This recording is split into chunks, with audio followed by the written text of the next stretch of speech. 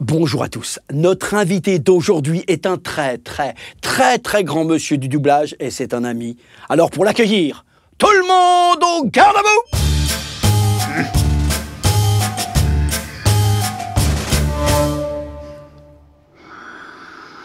Je suis bien conscient que les apparences sont trompeuses. Si vous voulez le nouveau Jean-Marie Le Pen Gaming, allez voir ailleurs. On n'est pas chez Ganesh, on est chez Patch. Ici, on ne fait pas mémuse avec des consoles de jeu. Ici, ce qu'on fait, c'est la guerre, avec des tirades en rafale et des punchlines. On fait des battles. Et vous savez avec qui, jeune homme? Oui, monsieur. L'invité d'aujourd'hui, c'est Benoît Alman, monsieur. C'est ça. Celui qui double Morgan Freeman. Alors je compte sur vous pour vous abonner et mettre la cloche. Vous pourrez liker cette vidéo, jeune homme, après mon départ.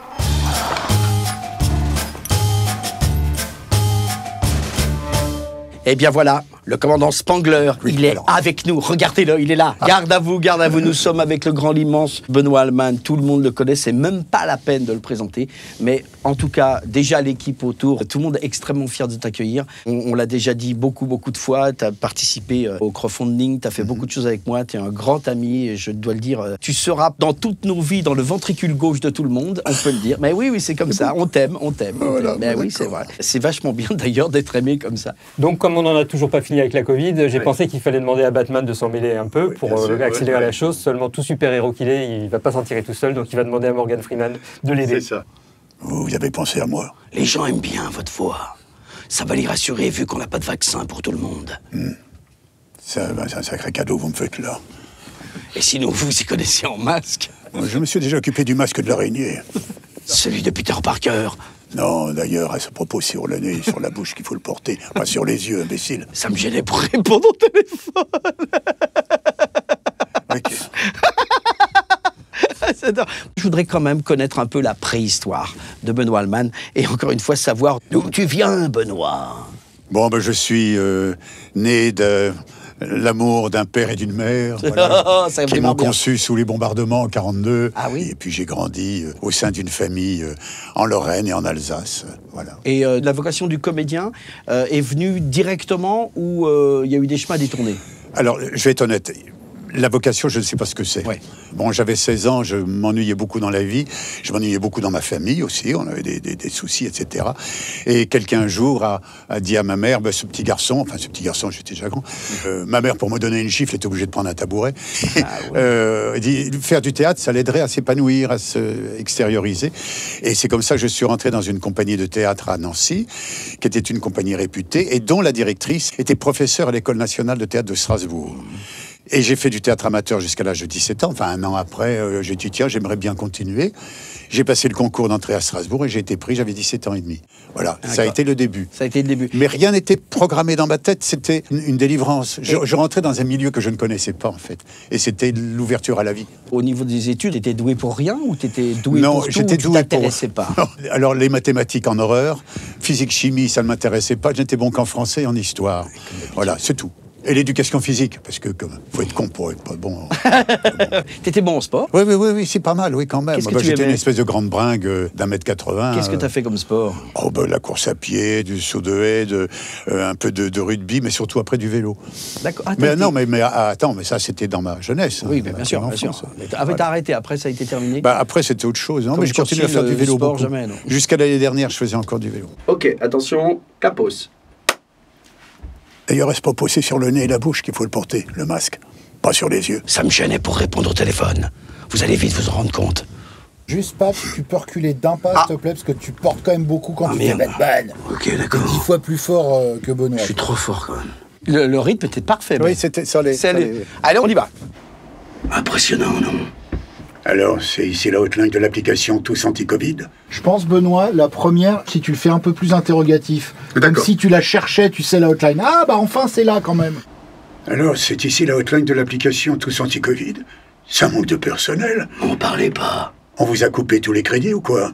Et donc, le grand axe, c'est le théâtre chez toi, de toute façon. Je pense que c'est oui. La chose la plus profonde. Et ensuite, il y a les voix. Alors, théâtre et voix, comment ça s'est articulé? Quand on joue au théâtre, notre instrument premier, c'est notre corps et c'est la voix. Donc, moi, je ne dissocie pas voix, théâtre, jeu, doublage, radio. C'est la même chose.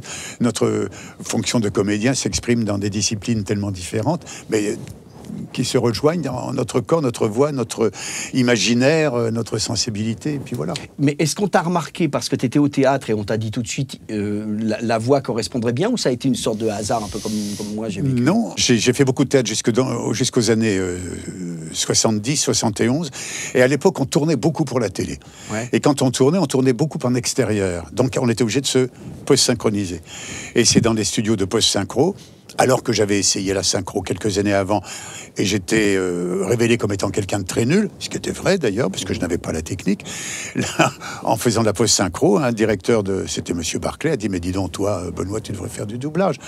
Et puis, comme j'avais pris un petit peu d'assiette et puis de plomb dans la tête, j'ai commencé à faire du doublage. Mais je n'ai jamais fait du doublage mon activité principale.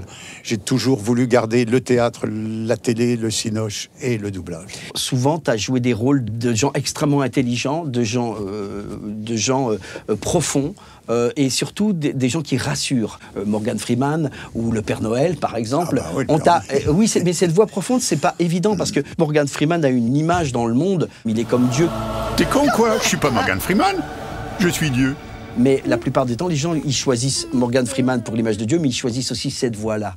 Et souvent, j'ai rencontré des gens qui disent « Je peux pas dissocier Morgan Freeman de sa voix française. Oui. C'est un très beau compliment, hein. Mais je le dois à Morgan Freeman, à ce qu'est Morgan Freeman. Il y a eu, moi, quand on m'a demandé de faire des essais sur Morgan Freeman, je ne pensais pas un seul instant que j'allais devenir sa voix. Nous avons un certain temps partagé avec d'autres comédiens, oui, bien avec sûr. Medondo, il me semble. Il y avait Medondo, et puis il y en a un ou deux autres dont je ne me souviens plus le nom. Mais c'est vrai que on vieillit avec le personnage que l'on double. Et puis d'abord, on s'intéresse à ce qu'est sa carrière, ce qu'il est sur le plan humain, etc. Et c'est un homme formidable. Et c'est vrai qu'on a envie de se confier à lui. On a envie d'être sous sa protection. Va falloir que j'improvise, c'est ça? Non, rassurez-vous, on a un argumentaire. Bougez pas, je vais vous le chercher. Merde, ça sonne. Oh bah tant pis, je réponds. Allô? Oui, je vous appelle depuis du fou. Monsieur, je vous entends très mal. Mais je ne vous entends pas bien, vous pouvez répéter? Je peux tout faire péter? Oh, ok, ça marche, merci. Allô? Allô? Je ne vous entends plus. Allô? Et à couper. Eh ben tant pis, on rappellera. Coupé, hein? On a coupé. Mais c'est bien ce que tu as écrit, Nico. Franchement, c'est très oui, c'est drôle. Hein. C'est drôle.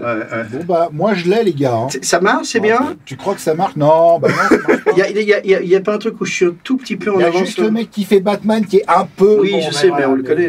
Mais on lui en veut pas, hein. Et que penses-tu de la petite polémique qui actuellement il y a, comme quoi les acteurs afro-américains ou noirs doivent être doublés par je vois. des noirs. Oui, en ce moment, c'est un peu un truc qui tourne. Donc, est-ce que... Oui, mais ça tournait déjà il y a 20 ans. Non, ça on en avait déjà, il y a 20 ans. Des journalistes m'ont appelé il y a 2-3 mois maintenant. Si Morgan Freeman, qui est un homme qui défend la cause des Noirs, souhaitait que sa voix française soit une voix d'origine afro-cubaine ou afro-américaine, ou afro-américaine, mais qu'ils le disent. Je m'incline. Moi, je suis propriétaire de rien. Bien sûr. Bon. Mais maintenant, est-ce que le talent a une couleur? C'est tout. On peut clore avec ça. Le talent n'a pas de couleur. Je me demande si on pourrait pas ajouter un truc, Nico, là, quand il marche. Quand il s'en va. Quand il s'en va. Ouais. S'il y a quelque chose qui vous vient, on peut le caler là. Ouais. Bon, bah, c'est pas gagné. Ok, Ça va bon, on y va. Allez, bon, bah, c'est pas gagné. Oui, mais en tout cas, c'est pas gagné. Je vais aller manger un petit T-bone, moi. Petite faim, quand même. La taille de la petite fin de Morgan Freeman, quoi, tu vois. C'est bien ça. Un petit T-bone, mais un petit. Non, mais c'est avec ça. le fait de l'éclavoir, peut-être pendant un petit T-bone. Peut-être bouffer un T-bone, moi. Ok. Un petit chirachi. Super.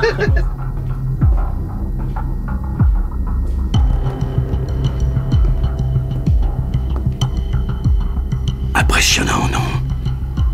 Alors, c'est ici la hotline de l'application Tous Anti-Covid.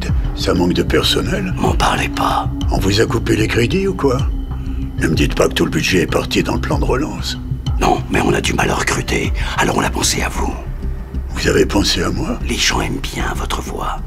Ça va les rassurer vu qu'on n'a pas de vaccin pour tout le monde. Bon, c'est un sacré cadeau vous me faites là.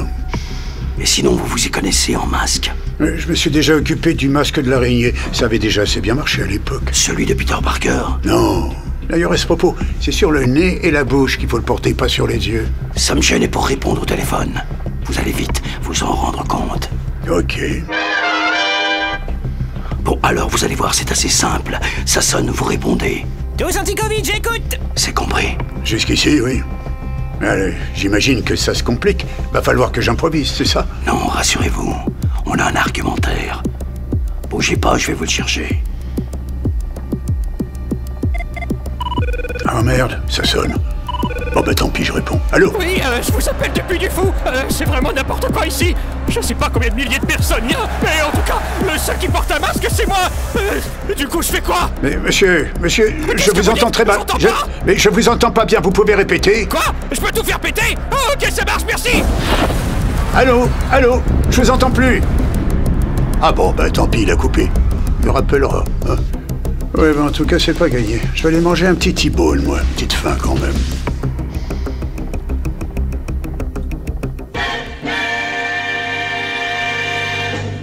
Merci encore à Benoît Alman de s'être prêté au jeu. Alors dites-nous en commentaire ce que vous avez pensé de cette vidéo. N'hésitez pas à la liker et évidemment à la partager. Si ce n'est pas déjà fait, abonnez-vous et mettez la cloche. Et surtout, retrouvez-nous la semaine prochaine pour une nouvelle vidéo. Et je terminerai comme d'habitude en disant chantons le bœuf en daube de minuit jusqu'à l'aube.